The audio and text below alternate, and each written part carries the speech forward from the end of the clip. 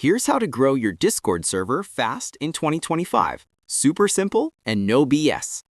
Before we start, if you want cheap Discord boosts or cheap Nitro, check Blust Boosts, link in the description.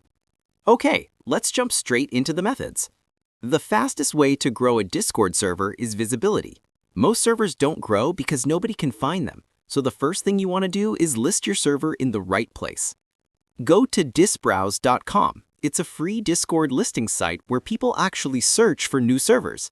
Add your server, choose the correct tags, write a clean description, and upload an attractive banner. A good listing can bring real organic members every day.